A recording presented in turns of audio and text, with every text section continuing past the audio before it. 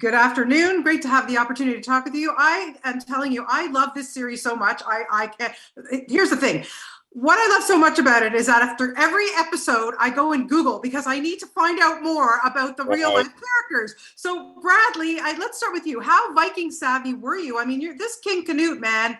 Whoa, we got a lot of things to say about this guy. Yeah, totally. I mean, he's a fascinating historical character. I think they all are. I think that's why the original Viking series and now, Vikings Valhalla is so interesting. These characters have a lot going on. You know, it was a very busy period of history, and they were pretty kick-ass. Yeah, I'd say. And Johannes, about playing Olaf here, bit of a troublemaker. Yeah, well, he's just trying to make his way, he's trying to edge his way in there. And I totally agree with you with the whole, I connect to that, like Googling after a show. I mean, I did that with the old Vikings. When I'm watching The Crown, you go straight like, that did not happen. Right. And it's amazing. And it's so much fun, both as an audience member and for us actors to find all the material that we can draw from.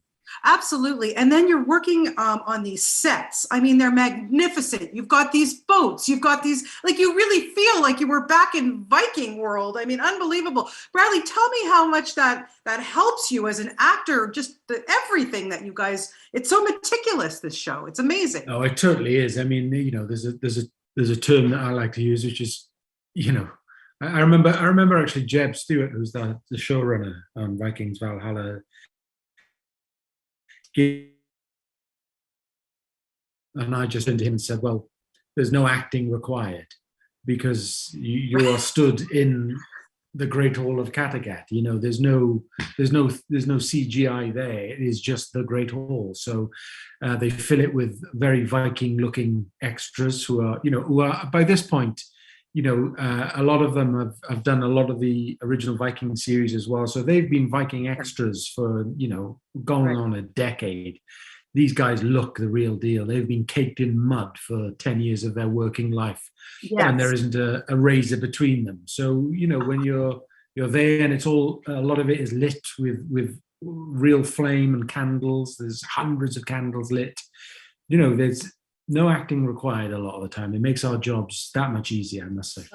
You guys, you're being humble. I mean, you both do such a fabulous job. Johannes, I have to ask you too. I mean, getting in those boats and then yes, as Bradley just said, you're dirty, you're caked in mud. I got to tell you, for the females watching this show, I'm not complaining.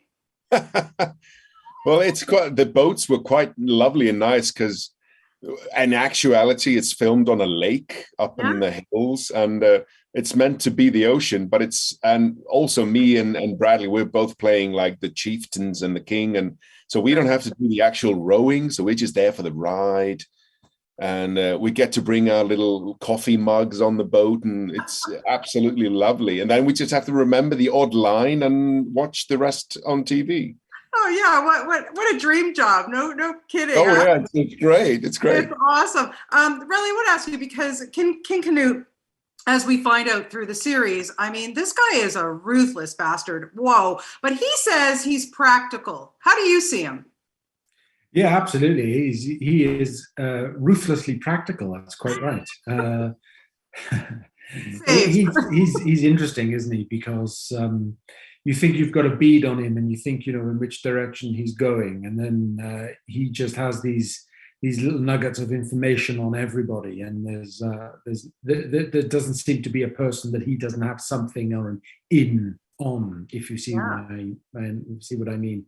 So he's pretty savvy. He knows how to work the court, and I think that's one of the most interesting things about him is that he's the first Viking who becomes historically the King of England, and to do that he has to be very politic and very savvy and know which people to keep on side and which to kill.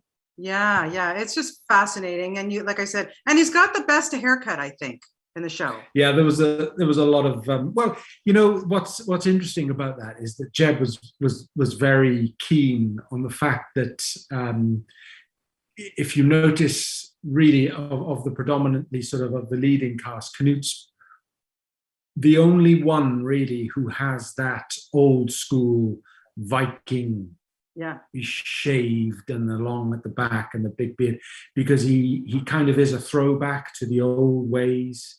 And he, you know, the show is set 100 years after we have last seen Viking World. So it's a brave new world, but he does hark back to that old school Vikings sort of ethos as well. Well, thank you so much for your time, gentlemen. Like I said, I'm loving this show. I can't wait to keep watching, and best of luck to you both, and have a great day. Thank you for your time. Thank you, Bonnie. Thank you very much.